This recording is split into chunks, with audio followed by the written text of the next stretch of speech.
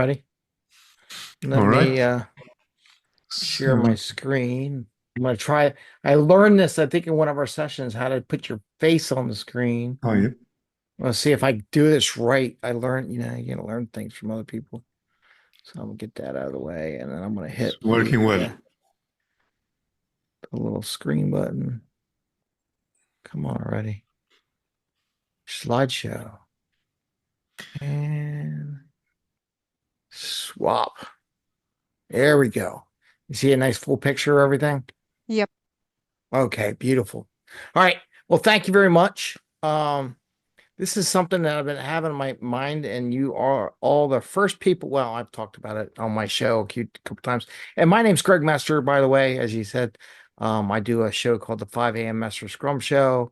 I'm actually doing a little thing I'm doing now with a 67-day challenge because I kind of feel as a coach or mentor or a scrum master or how or leader, if I'm asking other people to change, I should make sure I'm changing too. So I I made myself do it.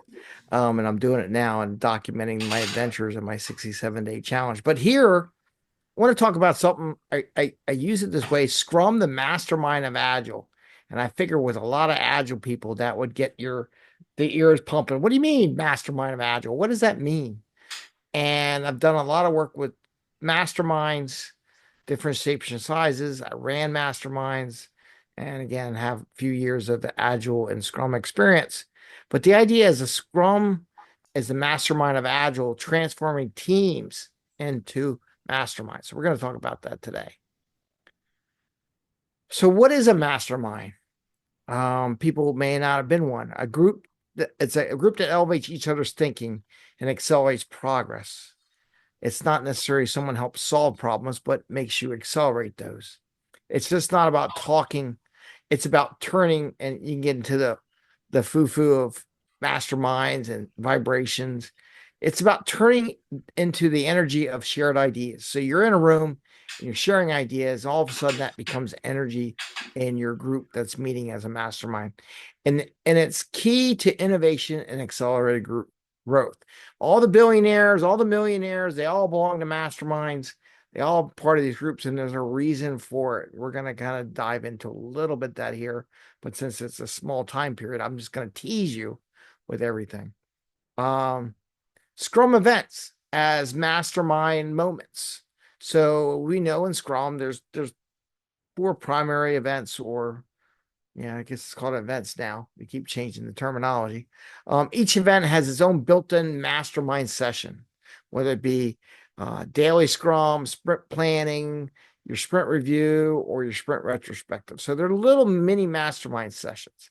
It encourages collaboration, feedback, and the iteration process. It turns thought sharing into shared action. So this is where masterminding and Scrum events kind of mirror each other in how they're set up and what they're supposed to do. So let's talk about sprint support and shared opportunities. So in the idea of sprinting and mastermind is that the idea is that supporting and generating opportunities for each other to solve problems. So we're helping each other creates clarity when we're not expecting it, provides new perspectives to solutions or problems that we may be having, and supports leads to self-discovery. So you may be having a discussion to help somebody else support somebody else, but in your mind at the same exact moment, you may solve a problem. You may have your own self-discovery why you're open to helping other people. It's very interesting when you're in these masterminds, at least for myself, when I'm open to help other people, my mind opens up to new solutions in the mastermind group. So let's talk about sprint planning a little bit, the shared intelligence. So in a group, we are sharing priorities with the team, part of the sprint planning. The team draws from past experiences and supplies information that might help solve problems, just like in a mastermind. Someone will share, this is what I want to do. Other members of the mastermind might say, here's what I've done in the past, here's some thoughts. And then the collective thinking leads to better decision. By doing this, the mastermind, this sprint planning, is not an incremental change, but a fundamental change. It's to a next level. And that's what sprint planning is supposed to be about. And people say, well, if you did it this way, it might be easier. And that's what we're looking to gain in the mastermind as part of sprint planning. Daily Scrum, bug breakthroughs. It's what people don't understand sometimes is maybe, and you all do, but most teams don't, and managers don't. It's not a status update for those coming from the project management world. It's more than that. It's a team solves blockers through open discussion. And I'll give you a real story example how it works. Scrumming a sprint or a team. They're both in the support area, the infrastructure support, and they were having an issue. And two people on the team were trying to solve the issue in two different ways. But during that meeting, one of the developers or the support people talked about how they were trying to solve the problem and what they were seeing. Instantaneously, I could see the light bulb go off in someone's head saying, I saw that where I was looking. Within 30 minutes, a 3-day bug that they were both stuck on got solved in 30 minutes because they were talking and their minds just gelled in the mastermind and they solved the problem. So that's what like a daily Scrum mastermind might look like. Doesn't happen all the time, but sometimes it gets it from being stuck to finished in like no time at all. And that's what happens when they talk of these. So sprint review mastermind and accountability. This is one of the key things is a little paragraph that is mentioned in a lot of the mastermind books and what's missing in most masterminds. So if you join a mastermind and there's no accountability, it's probably not going to work out. It's probably not going to last. And that's key. Sprint review and Scrum, as we all know, is one of the accountability factors. It involves stakeholders. You get real-time feedback and ensures that we have some kind of accountability metrics that says, here's what I did. Does it look good? And you're getting ideas from all different directions because you should be getting feedback from different stakeholders, different types, different people that would use the software. So that is from a mastermind point. And what I coach when I do my mastermind groups is I make them have accountable. We actually do a sprint review once every month or so. We do 3-month quarters, but we do once a month, we do a sprint review and we talk about what happened. So that is where we come to where we headed. Do we meet our goals? Sprint retrospective, the classic mastermind, right? Open space to reflect and improve. Shared learning grows with everyone. It boosts, future experiments, because with the retrospective, it's supposed to help us get faster, quicker, better, process solve problems we're having issues with. People are talking to it. You come up with ideas, and it just makes it go so much faster than one person trying to solve the problem all the time. The idea is in the sprint retrospective mastermind is that you got lots of ideas from lots of people and you're listening as you're trying to solve your problem. What you hear what other people doing may help you figure that as well. And then why Scrum? Why do I call Scrum the mastermind of Agile? Why not Kanban? Because Kanban focuses on flow and not necessary. And I'll probably get some argument from people. Thought sharing. The idea in Scrum is everyone's put together and share thoughts on things at a certain time, and then they go off and work on their own. Pair programming, it's limited to 2 people. So it's not a large base mastermind where you have between 6 and 8 people. It's just like a Scrum team. It's how big masterminds should be. They shouldn't be any more than 8 or so people. Safe often lacks the intimacy between teams that is needed and for a mastermind to work because you're sharing some core stuff. So Scrum is the perfect blend of structure and mastermind. It's built like a mastermind and has events where people come together and work because you're not going to see billionaires who are attending masterminds come together every day to discuss what they're doing. No, they come once a week or when they have their event and they talk about what they're working on, right? So, and then they go off and do their thing. They're just coming there for help to free a blocker and where they want to go, or maybe listen to what other people are doing so they can grow their part. One of the secrets for, and I've mentioned this before, maybe not here, but other places, is forgiveness. And this is where the familiarity and then the closeness comes in. Masterminds need psychological safety. We've all heard that, like on teams and everything. Forgiveness builds trust and honesty.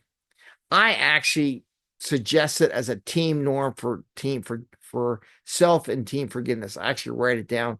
One of the masterminds provided that forgiveness line. I'm like, that is beautiful. Where you're forgiving yourself for mistakes and you're forgiving other people in your team that who make mistakes. We're all going to make mistakes. Somebody somewhere is going to, but you have to learn to forgive them and move on and grow from there. And that's a key secret element to masterminding.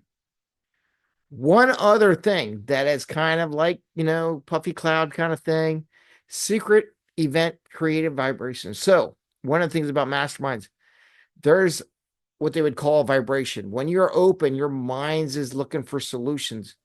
You join a mastermind vibration when you work on a daily basis or whenever you meet, you get clicked into their mindset, their vibration levels. They don't have to all be working on the same thing. Like I said, billionaires, different companies, they don't work on the same thing. Just like Scrum, they don't have to necessarily work at the same thing, but you are in the same vibrational mode for solving problems. The makeup of masterminds, I talked about that, can be different companies, different industries. And the sheer act of someone else brainstorming on their problem opens up gateways into everyone's different problem. So by them doing it, your mind will open yourself up to solutions as well. So it's Basically, 10 minutes. yeah, I got one more slide. We'll be done. Okay. And the Scrum Mastermind engine is more than Agile. It's an amplifier. It's not just delivering on a daily, but elevating your outcomes to the next level. And with that, Scrum isn't just Agile. It's an amplifier, Agile thinking. Like it's not just about delivering. It's like about elevating. And I would just say happy Scrumming, everyone. And if you want, there's a slide. I'll give that. Oh, by the way, I am building an ebook that I'll give to everyone on this when I'm done that talks about this, has the slides and everything like that. So that'll come your way and hopefully you'll enjoy it. And then I'll always open for feedback. And with that, I'm done. In case anybody has any questions or thoughts. Looks like we got Thank about you, 4 Greg. minutes. Thank you for masterminding. Thank you. Yeah, we still have 3 minutes. Any questions? It seems to me this is exactly what we as a group are doing here from how, Greg, you are describing it, getting together and brainstorming and coming up with solutions to difficult problems, really, right? Complex problems. Yeah, and the idea is leveraging each other's thoughts to leapfrog past those problems, right? Yeah. And Greg, what would you consider the biggest difference between a mastermind and a community of practice? That seems to be very common in organizations. I would say a community practice is more about your engineering practices. How are you working as a group? Your structure, your framework, right?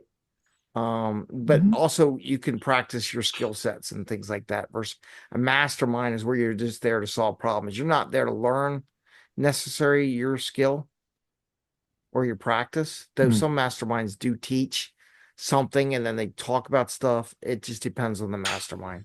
Some facilitators will introduce a topic as part of the mastermind meetup. All right, I see Sammy, you raise your hand. And then James. Yeah, thank you. I've just put a question in the chat, which is what are the challenges? What are the reasons you've heard for people not joining a mastermind? Why doesn't everyone do it? Because they don't know what they are. They never experienced one. That's kind of why I try to bring that up.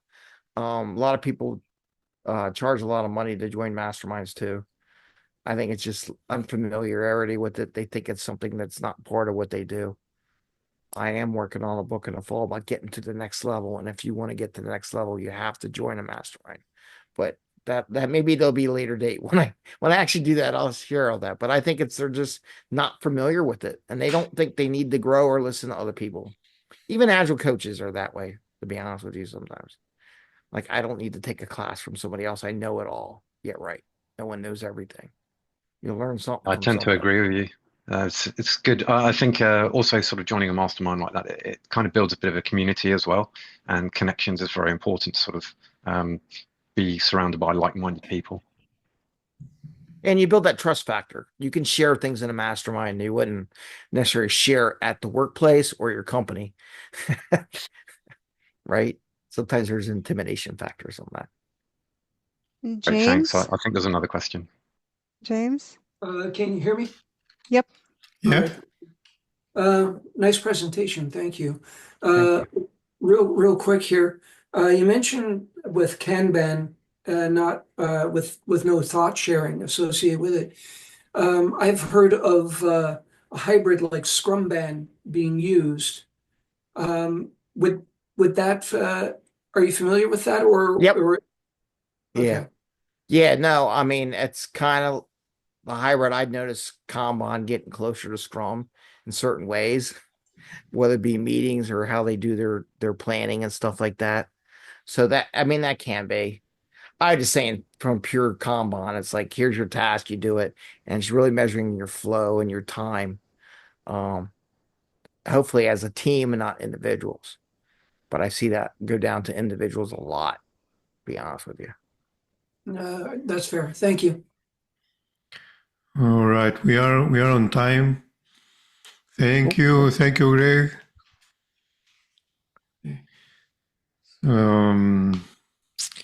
Any further question for Greg? You can find him on LinkedIn. And we will move to the next speaker. Who's going to be Brett Blair? Bair. Bair. So I'm sorry. So Brett is going to talk about the product operating model by Marty Cagan. Very interesting. All right. Everyone can hear me. Everyone can see my screen. Perfect. Yes.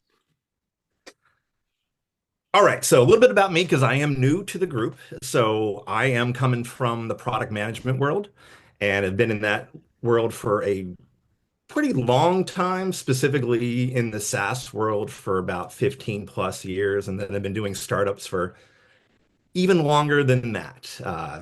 And, a little bit more perspective on me. I think I try to ensure companies are building products that are going to not just delight their customers, but also drive incredible value for those teams, as well as the business that I'm working for. So spent a lot of time, and more recently been coming into organizations that maybe have been operating for about a decade or so, building a product and come in and really help them kind of rethink what they're doing and where they're focusing time. And in many cases, I'm able to help kind of turn those businesses into new growth and new opportunity. So I really love what I do and love what I get to talk about tonight. Because in many ways, before I even knew who Marty Cagan was, funny story, I actually overlapped with Marty Cagan in my time at eBay. Never met the man, never talked to him when he was there, but future self learned that he was a great kind of product thought leader.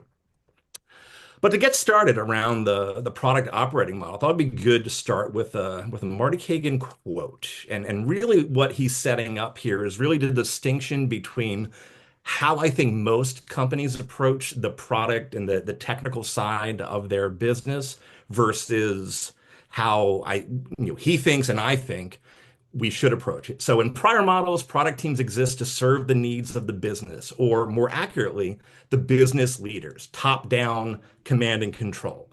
But in the product model, product teams exist to solve hard problems for your customers and for your business in ways your customers love, yet work for the business. And this distinction, and I'll talk more about that throughout my slides, but I think everyone should think about, I'm sure we've all been in organizations where kind of the powers that be are dictating what's being built, the problems we're solving, in many ways, how we're solving them.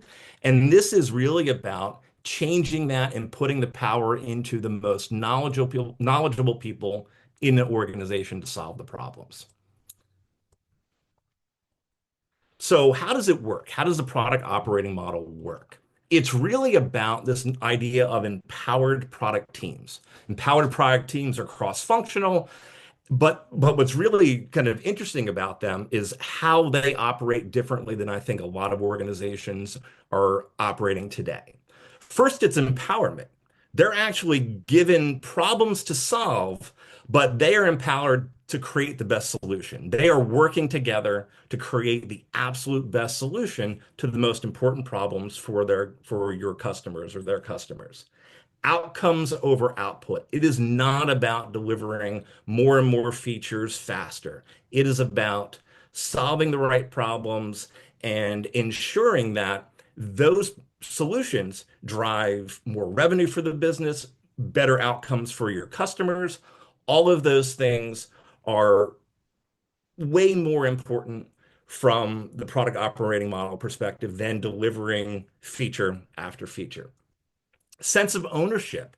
There is greater sense of ownership across that team because they are now working on something more meaningful. It has real business impact. It's being measured with real KPIs. So in most cases, that's going to make that team feel way more not only empowered and accountable, but proud of what they're working on.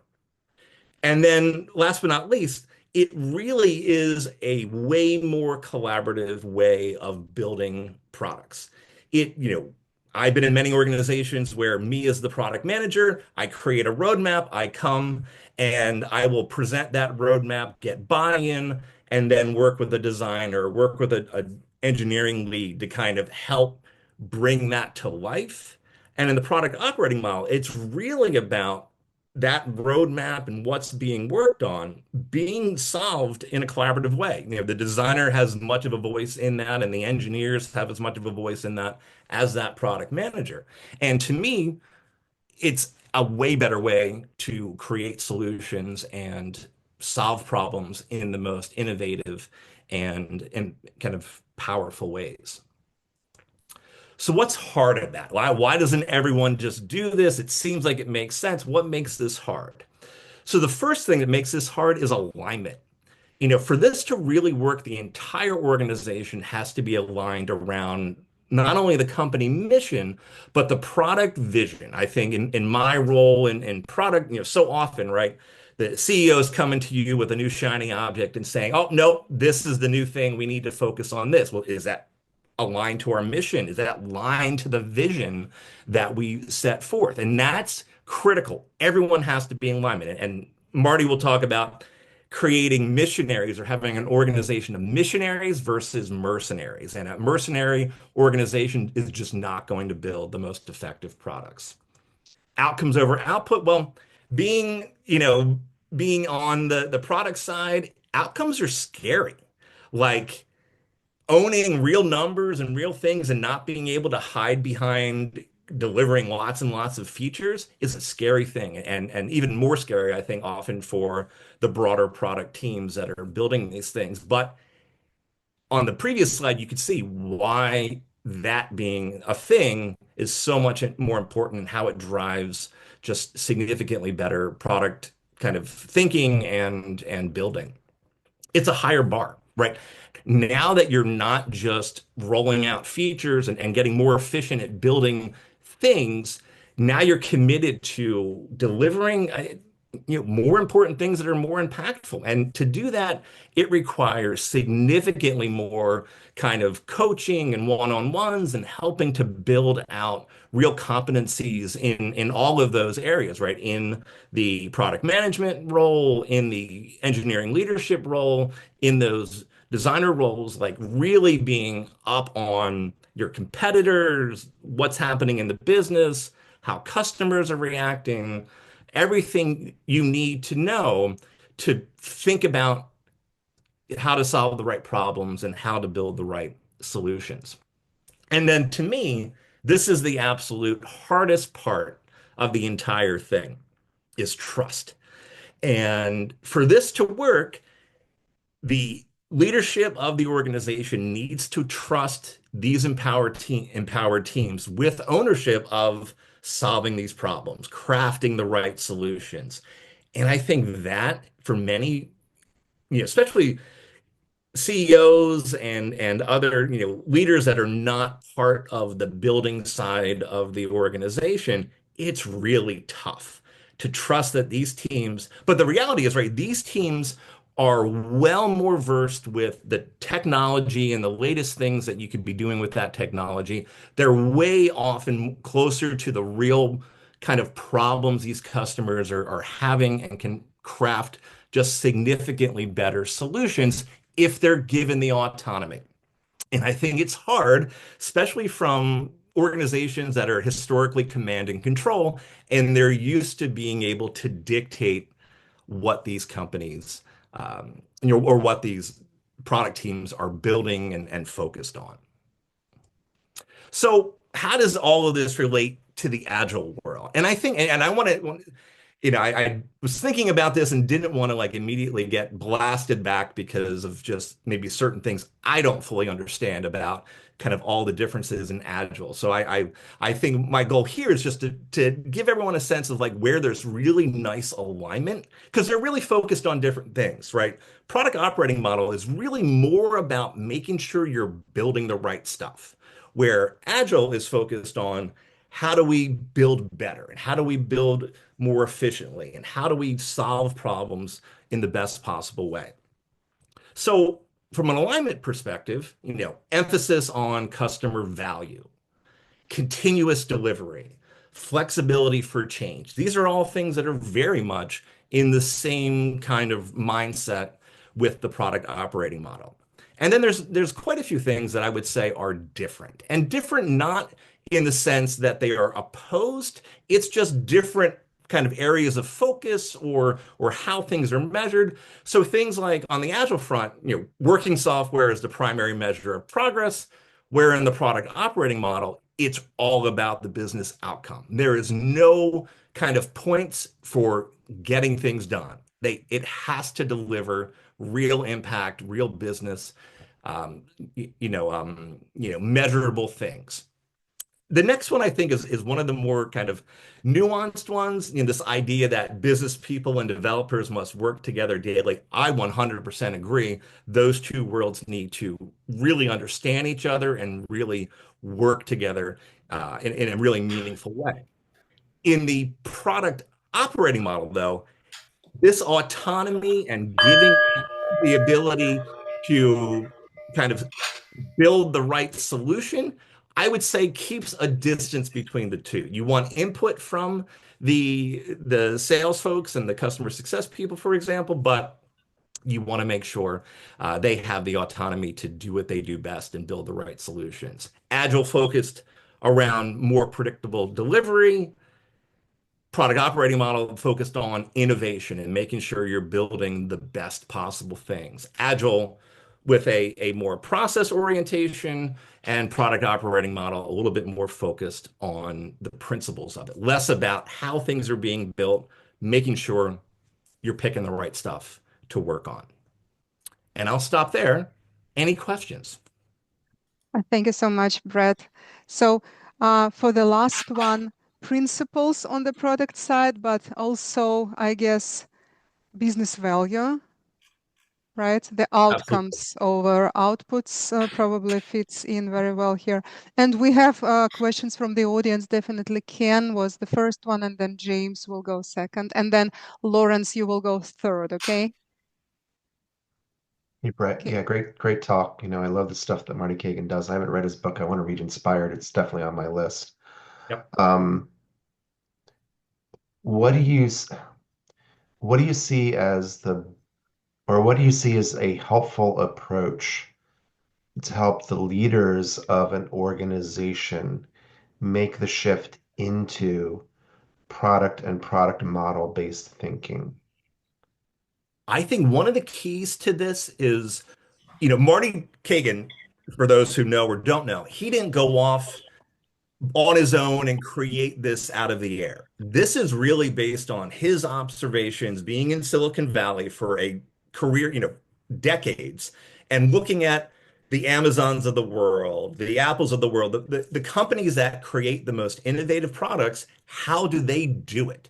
This is how they do it. So I think when I'm talking to leaders like a CEO or other people in the kind of executive C-suite, first off, there's always going to be that, oh, that's how they do it. That immediately is going to get their attention. Like, oh, maybe we need to, if we want to be innovative, I want to be like them. They're multi-billion dollar companies. How do we do that? So I think that's a great step. And I think the other side of it, I would say, is probably having some meaningful wins, right? You take one team, let's say we're going to operate that team this way. Yeah. We're going to see the outcome. Did they solve problems, come up with better solutions? Are they more innovative? Are the customers happier with what they've done? So I think building some real kind of tangible stories and impact and case studies within the business, I think would go a long way. I think those two things would make a pretty meaningful push to as Marty would say, transform. Yeah, and I think that the challenge is one that you definitely outlined, which is the fear and lack of control that they Oh, feel as they take that I mean, step. believe me, the shiny Because object has yeah, been the bane of my existence, right? It's like, yeah, but we agreed we're building this stuff. But what about this? What about this thing? I went to a conference and this is really cool. yeah.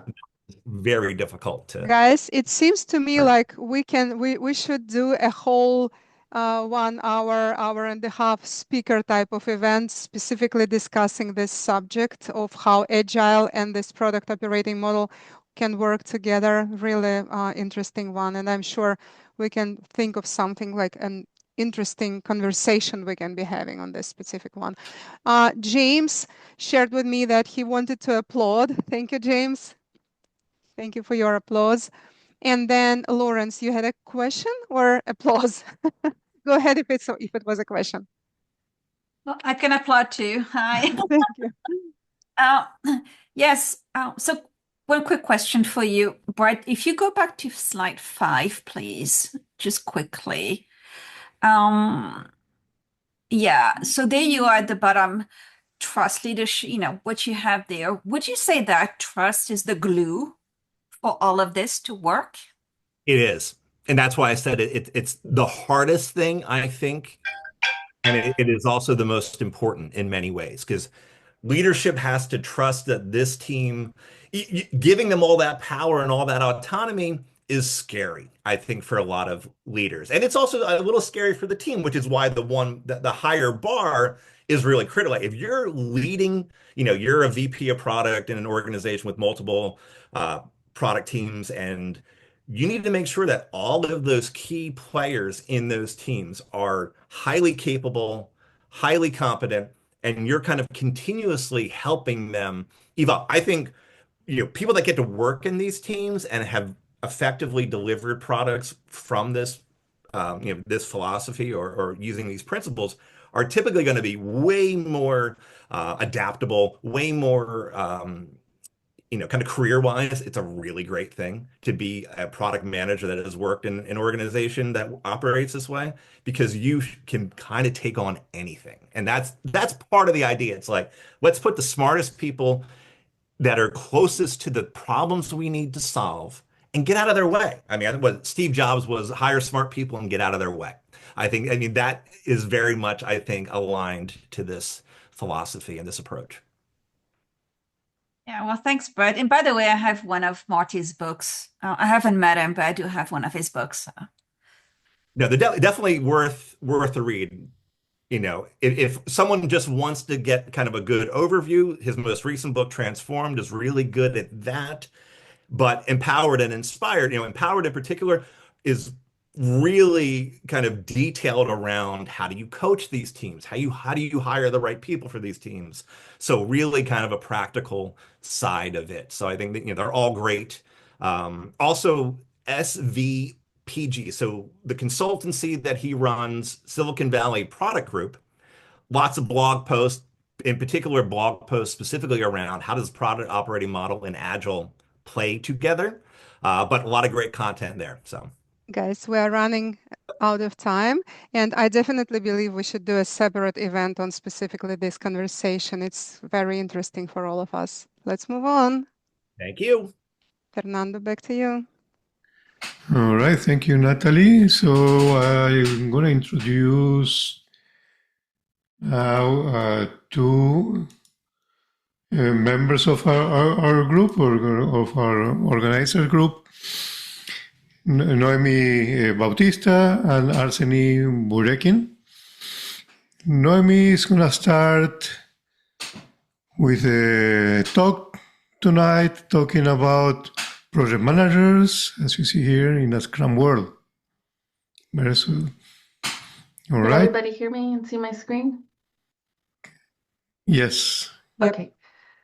Good evening, everybody. Nice to meet everybody. Yeah, tonight I'm going to be, well, me and Arseny will be talking about project managers in the Scrum world, something dear to my heart. Is a Scrum Master a project manager, and vice versa? But before moving on, we would like to introduce ourselves. So Arseny, do you want to introduce yourself first? Yes, sure. Hello, everyone. My name is Arseny Burekhin. I'm quite long in IT. I started as a software engineer, and last 10 years I work as a project manager. And currently I work as a Scrum Master. Back to Naomi. Yes. So as you can see, I have many years of experience in the technology field, project management, agile project management, and also as a Scrum Master. So that's why this topic for me was very exciting when they asked me to speak of it. So let's move forward. So in today's industries, we are seeing more and more of a need for companies that are asking for project managers as well as Scrum Masters. Even though companies are moving into Agile, they still want to be able to have that flexibility, to have a project manager that works in more the traditional ways, mainly depending on the projects that they're working on. But now the question is, can a project manager and a Scrum Master manage projects, execute projects in a successful way? So in order to understand that, we need to understand the roles and responsibilities of each. So for project managers, they work in a more defined and a structured process. Most of us know it or understand it as the waterfall methodology. They tend to have larger teams in which everything is always planned at the very beginning of the stages, whereas the requirements are gathered. The stages, people may know them either as process groups or as phases, but it is the project manager's responsibility to go through each one of those phases. They are the experts of the knowledge areas, and each phase requires for specific tasks or activities to be completed in order for them to move on to the next phase. So then they complete all the phases, and at the very end is when usually they focus on the lessons learned. They document it all. That's usually the life cycle. But during this whole time, the project manager is the one that's accountable to ensure that each phase is completed correctly, and the accountability mainly falls on the project manager. Now, for a Scrum Master, they work within an Agile framework, and they use what is called an empirical process. This requires smaller teams, and it also requires for them to be transparent, which means they need to make sure that the stakeholders have a complete understanding as to what's going on. They have the details, in order for them also, for the team to be able, the team constantly is inspecting their work that they need to do, which allows them to adapt. If changes are required, whether the changes are through a process that needs to be improved or to the product itself. And they're able to do this through increments, through the sprints. And as I really like the way Greg put it, the mastermind sessions that go along through this process. Now, the role of a Scrum Master is their teacher. They facilitate, they mentor, they coach, and not necessarily just specifically to their team, but also to the stakeholders, to the organization. And the Scrum Master is not solely accountable for the work. The accountability falls on the whole team. So now, So now, can a project manager and a Scrum Master succeed within a project? Yes, they can. But it is extremely important in order for them to succeed, for them to work together, to collaborate. Communication is key on a regular basis. They need to be able to understand each other's objectives and also understand what support they need from each other. Each one of them brings different skill sets, different to the table. So they need to be able to leverage those off of each other. For example, a project manager can provide more of the high-level project goals, objectives, constraints that may not necessarily be visible to a Scrum Master. And they can also assist with removing external obstacles and dependencies. However, which will allow the Scrum Master to be able to focus more on the internal teams, the processes, that, etc. But also the Scrum Master can help a project manager have a better understanding of Agile principles and practices. But sometimes, especially now, we're seeing more and more, and this time is you will find one person that actually has to wear both hats. I've been in that position myself. So a lot of companies nowadays are looking for what I call the 2-for-1 deal. So on that note, I'm going to hand the baton over to Arseny, who will be speaking a little bit more in reference to what we're seeing more in the industry today. Thank you, Naomi. I would like to continue, and I would start with focusing I don't want you guys to think about those project manager and Scrum Master as two hostile camps, like dark side or bright side. But I try to explain those two words already step into each other. So I put it on the left side. I draw a diagram from PMI showing process groups which already integrated with Scrum. And you see the colors, the more green colors are more integrated with Scrum. And the greenish one is like executing, because it's obvious, because in executing step of processes, when we started to actually do work, the PMI suggests us to use iteration process, agile process. So, and other things and other groups will also have some kind of integration. And you probably already heard about the news last year, when PMI team up with Agile Alliance, and there's a lot of talks about that. But I think it's obvious that in the future, such integration would be even closer, even more. So we will see more green color on these process groups. And from the opposite side, on the right, I put some example from scrum.org. They have a lot of courses, certifications, and one of them is a PAL, Professional Agile Leadership, where they try to help manager to implement Agile values into project management world or companies. So you could see that two groups already step toward each other and try to integrate. Can we go to the next slide, please? And here I will just put some titles from real job posts. And you can see it's like Agile project manager, Scrum Master, technical project manager, third level or so.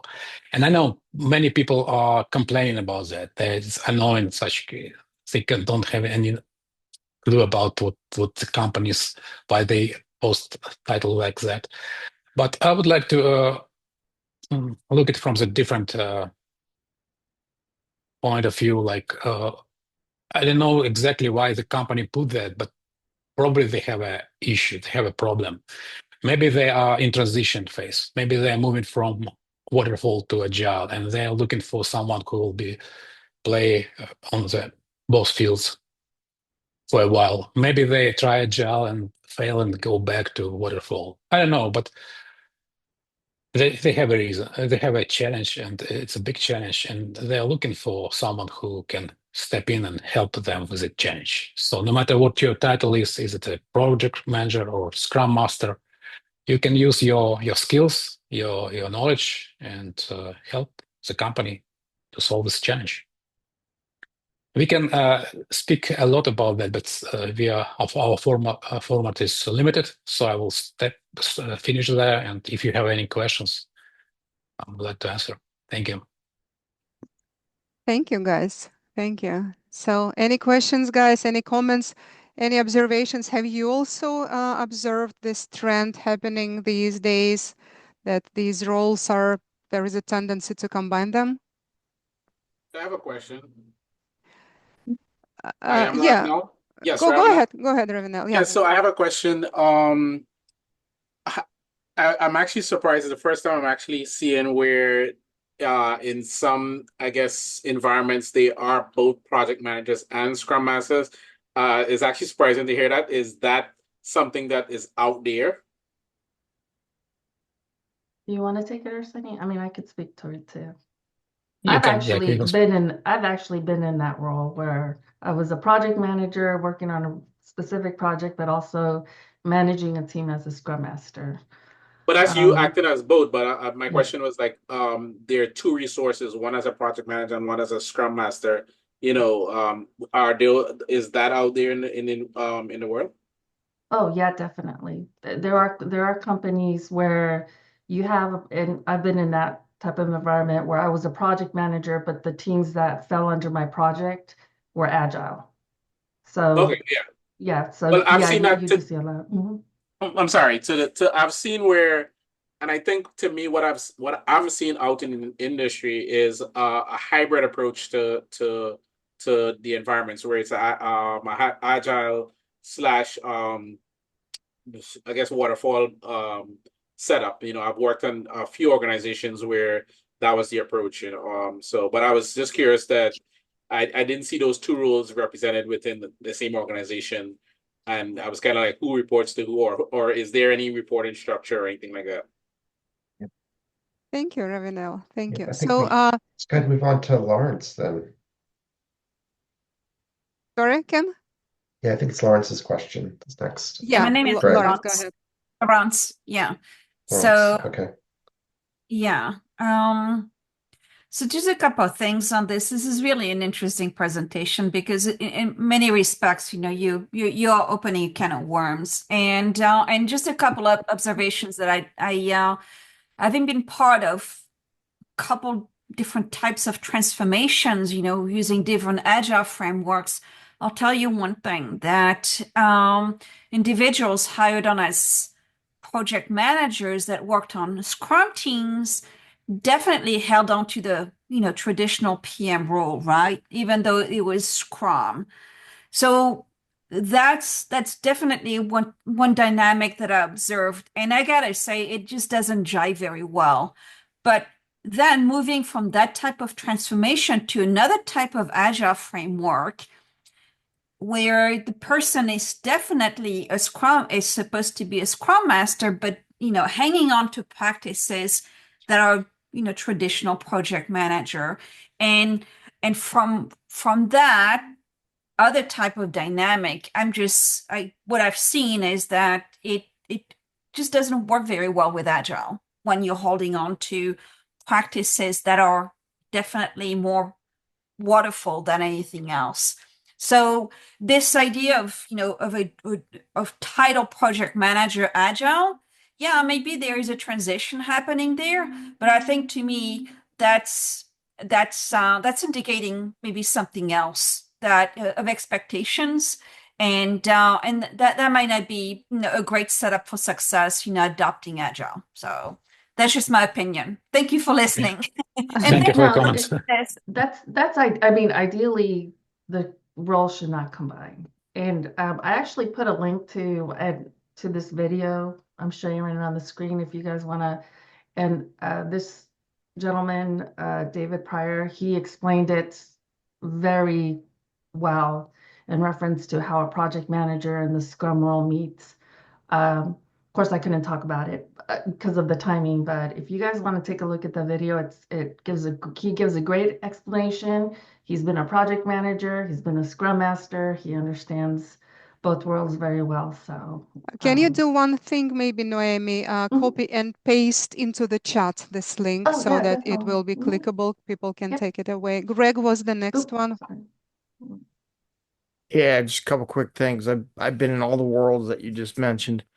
Um, as far as when they do the cross between a project manager and a scrum master, I've seen it where it's more of a financial thing. They ask the scrum master to be in charge of the finances and report that out. I've seen that. I've seen it where I was hired as a project manager and saw the organization that says, I'm not going to be able to deliver a squat unless you do scrum because there's no way we're going to get there. So I ended up being scrum master because they needed something. And Yep. I see from the other side, it's a mix of both worlds. It depends what you want to do. You have to be flexible. Mhm. Yeah, yeah. If you don't want the job, don't take the combine. But if you take the job, they're probably going to ask you to do more than one thing. Be I mean, prepared. You better be prepared, right, for both. yeah. So Dave, Uh, what's the next one? Dave, and you're muted, just in case. Yeah, my opinion on this and experience is that they're just trying to save money by taking it's like a 2-for-1. It's so ridiculous. And the other thing that I found in my experience is, and I've always found this to be true, not just now that they're doing this, but what they really want is and they should be honest about it. They want a project manager or a program manager that has Scrum experience. That's actually what they're looking for. I have never gotten a job by applying for a job like that. They don't want a Scrum master. They want a project manager that is going to do waterfall, but can talk the Scrum language. And it makes no sense to me because they're just not the same thing. They're two different ways of doing work. So what it also tells me is they have no understanding of these methodologies, and it's so frustrating. Guys, Ken, probably you go with the last question here. And this is such a rich topic. I again have a feeling that we can do a completely separate session on only one topic. But Many go ahead, questions, Ken. comments. Yeah, so Lisa Atkins talks about some, and I've seen it too with myself because I used to be a project manager at one point. But Lisa Atkins also talks about the shifts that you need to make, not just in terms of approach, but mentally transitioning from the project management role to an agile team coach or a scrum master role. Yeah, and it is a different set of skills. So just understand that there's a lot of skills that you need to be a truly effective scrum master. And it's hard to keep your feet in both worlds when you've already got a lot to learn. So just pointing that out. Thank you. Thank you. So Fernando, back to you now. All right. Yes. So the last speaker tonight, or for the morning for those in Australia, is going to be Meena. Meena, she's going to talk about integrated agile. Thank you, Fernando. Meena. Can you see my screen? Not yet. Yep. Let's see. Okay. Thanks. Hi, everyone. Good evening. Good morning. Today I'm going to talk about integrated agile. It's really going to tie into what we all spoke just now. My name is Meena Vasudevan. I have been working in IT for past 20 years. Last 8 years, I have been working as a Scrum Master. I led Agile team with a lot of projects, migrations, product development, standardization processes, etc. To improve my skills recently, I have been learning coaching. As part of this course, I learned about integrated agile. After handling so many projects, and indirectly, I felt like I have been kind of following this without actually knowing the terminology. This really resonated me, and hence my reason to share this topic with you all today. So first, I want to just go into waterfall. As we just spoke, this is a sequential process where you have defined phases, distinct phases, which you follow one after the other. And the scope is well defined, right? That's when you follow the waterfall methodology, where it works much better. In a construction or manufacturing type of environments, like, when you know your deliverable, this works really better. So when we are doing product development, like, of course, we face certain challenges. Adapting to requirements, new requirements, introducing them was very difficult because you have a plan to follow. If you did try to adjust to the requirements, of course, timelines, budgets, etc., gets affected, which led to customer dissatisfaction as well. So when we face these challenges, we introduce agile methodology, right?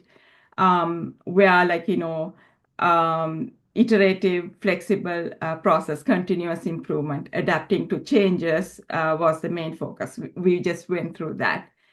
So here, instead of processes and tools, individuals and their interactions was important. Instead of following strict documentation, working quality software, gaining that, producing that was the focus. Instead of contract negotiations, customer collaboration, working with them to refine the requirements and going towards the quality product was the focus with Agile. And also, instead of following a strict plan, we were trying to respond to changes. This is the main focus with the Agile methodology. And of course, when we follow a certain methodology, there are some issues you will face. Some of the things are we were trying to incrementally deliver, right? Adapting to changes, which meant sometimes when the customer wants a product to be delivered by a certain time, we were focusing on this, we missed the timeline. So which means you might miss the market value of the product. And if you keep on increasing, so let's say they expect it to be in 6 months, but if it goes on to 8th month or 9th month, of course, that will lead to budget concerns, right? The cost will increase and you are missing the timeline. And no management in the organization really would like that. So there were certain things that did not work with Agile methodology. So this is when the integrated Agile comes into place, where it kind of takes in best of both worlds, Agile and waterfall. So I just wanted to kind of compare between them, right? If you take the waterfall methodology, the scope is fixed. You already know what it is. And then, based on the scope, you can estimate what is the duration and what are your resources you need. Whereas Agile, especially with Scrum, your resources and the time, it's fixed. Meaning time is your sprints, right? 1 week, 2 week, or 1 month, whichever the sprints you follow, that's fixed.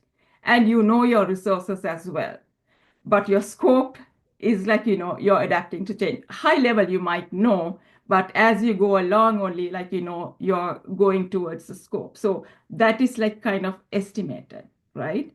So what if we try to tie into both? So the problem was with Agile, we were missing those timelines, the market value of the product, right? We were kind of, the cost was increasing. So how do we avoid this? So what if we know the scope much better, right? At a high level, we don't need to know everything, but enough for us to for the team to be able to estimate, okay, this is the timeline we need. And from there, if you know at a higher level, you can plan the cost, the budget for the project as well.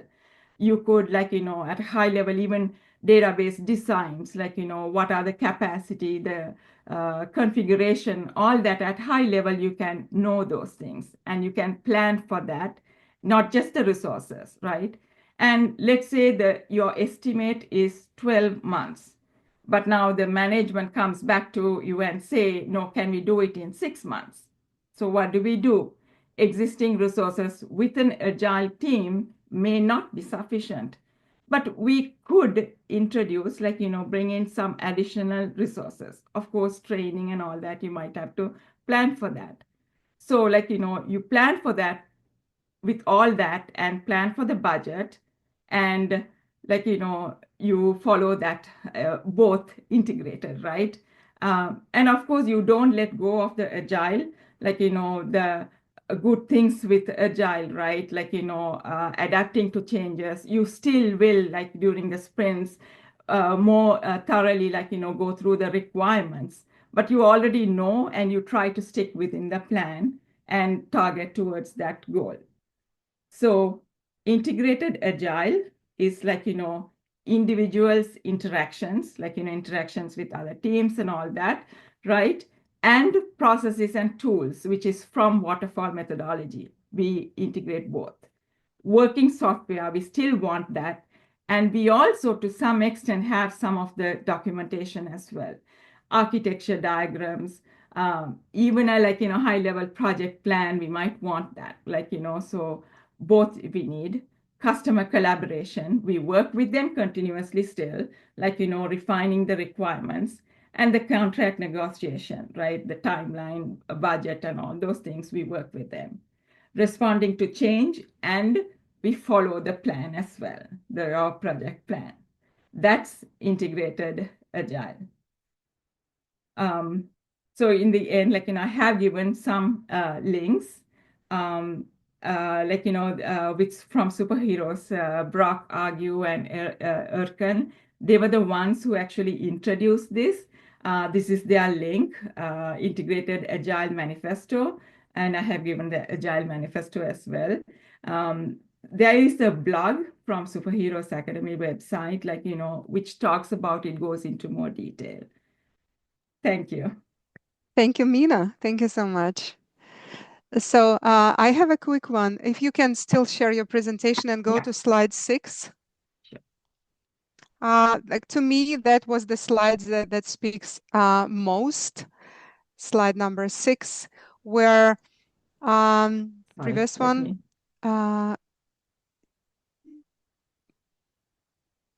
This one? This one, yeah. How we're turning around this triangle. If in the waterfall, scope was the king, in what you call integrated agile, and I've seen this a lot with my clients, we have certain limited resources, but then there is some certain milestone that the company is chasing. So guys, what can we do possibly within this time limit and with our limited resources? Give me your best ideas. And then scope comes very last in this triangle. So my question is to Brett, how does it go along with the product operating model? Because this is the real situation I've seen more than once. When resources are limited, time is limited, scope is the only variable that we can play with. How does it work with the product operating model? What do you think? Yeah, I would say with the product operating model, it's very much aligned, I would say, to Agile, where it's kind of an iterative approach.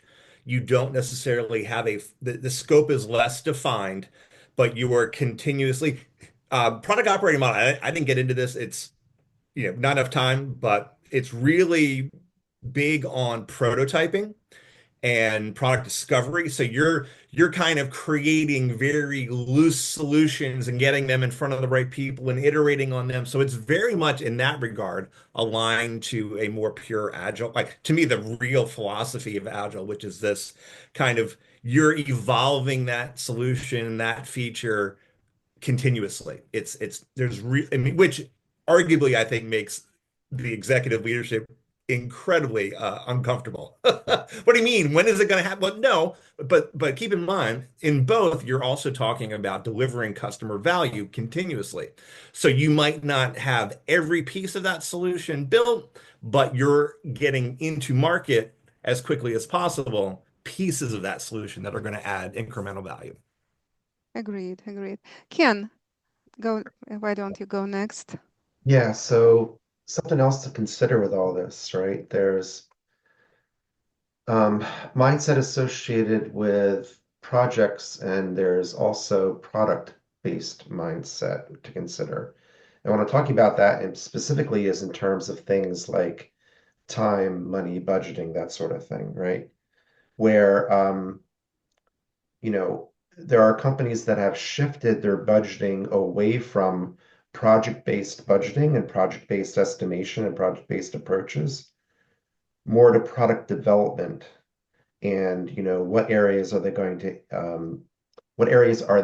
to invest in terms of the product and where they want the product and services to go, right? So I think a lot of times with project management, we're assuming a fixed project, fixed statics, fixed length kind of thing. With product, it takes some different assumptions that we would then need to jump into. And I've just seen that, product tends to be more adaptable and less fixed than we anticipate. And like Brett, if you have something different to say on that, I'm willing to hear it. But yeah. Yep. No, I agree. Greg, what's your take? In waterfall, resources and time are also fixed. I don't care what anybody says. There's never one with a budget nor a time you have to deliver. As an old program manager, I'm like, yeah, right. I did adjust scope all the time because they would cut my time and cut my budget, so I'm cutting scope. Yeah. Sorry. But I do like, in any one of these, to be honest with you, you can adjust, right? You can hire another Scrum team, you can get another team, then you get safe and you got trains, depending which version of Agile you want to go to, right? So it is flexible. They're more similar than not, in my personal opinion. As an old program manager, I love Scrum and Agile because it's more accurate on where we were than it was with the waterfall. It's just my personal opinion.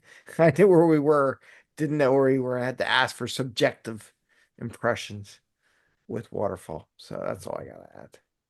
Thank A you, great Greg. presentation. I appreciate it. Thank you.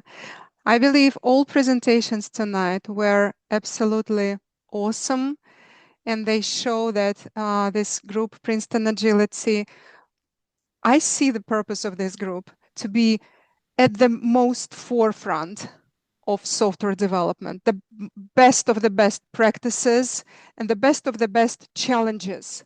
We are trying to see them as early as possible and to find the solutions, which is pretty much masterminding, as I understand it, right, Greg? So that is really very much in line with masterminding. And I'm glad that tonight we also had Brett from the product side, because maybe it's time to look more comprehensively at things, right? To have this more 360 kind of view.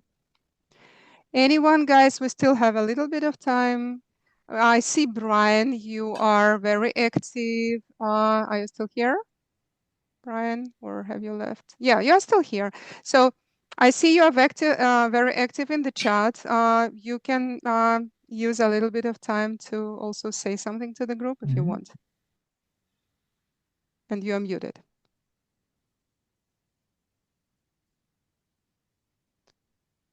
Or maybe your microphone hasn't connected. We cannot hear you, unfortunately. Anyone else, guys, wants to? Yeah, I see Brian, unfortunately. Go ahead. I can add a little bit, like some of the projects, like, when we had to deliver on time.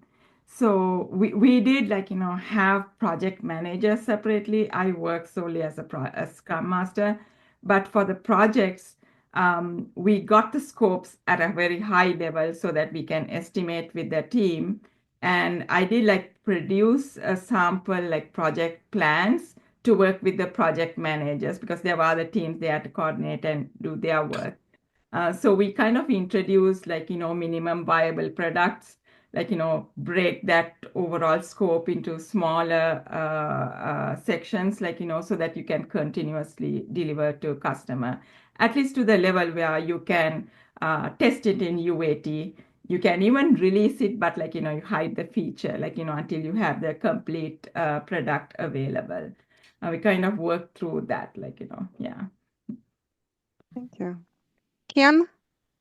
Yeah, just to make sure that before we wrap up, that we talk about the next session. So I just want to leave that as a tickler before we wrap up. Yeah, I just copied the link to the meetup page. Our next session is going to be a link coffee. So for those who are new to the group, we meet the last Wednesday of every month and we rotate. We have every quarter one link coffee, one lightning talks session like today, or we have a large speaker program. If you want to speak in a future event, please reach out to any of us. We'll put you in the schedule. We'll thank you to all of the presenters for your work, for respecting the time box as well. And just one other thing. Mm-hmm. A lot of great conversation, and I think diverse ideas came out of this session, right? And the lean coffee that we hold next month would be a great opportunity for us to have deeper conversations on it. So I'm just throwing that out there. Yes, that's an opportunity to share your ideas, to share your expertise with the group. So this recording that we are recording right now, we will upload it within a couple of days. We will upload it to our YouTube channel, guys. And the link to this recording, we will put in the comments under the event on the meetup. But also we will probably do a post on LinkedIn. So if we are connected through LinkedIn, through Meetup, you will guys see the link to this presentation, to the recording. Thank you so much, everyone. It was so exciting, so full of insight. Great job, everyone. Thank you. Thanks, everyone. Thank you. Thank you, everybody. Goodbye. Good night. Thank you. Bye, Bye. guys. Have a good afternoon, good morning, good Mhm. evening, whichever one applies. All right.